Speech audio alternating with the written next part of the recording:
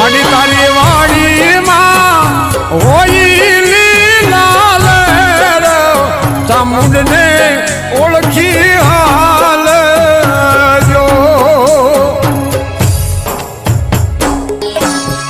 ભૂલ ચૂક થઈ હોય તો માફ માડી કરજે તારા છોરુડાને આશીર્વાદ આપજે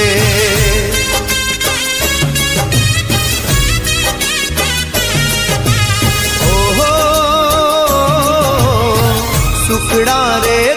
એ અમને ભરોસો છે નોમ પર તારા આપજે આશીર્વાદ અમને રે હારા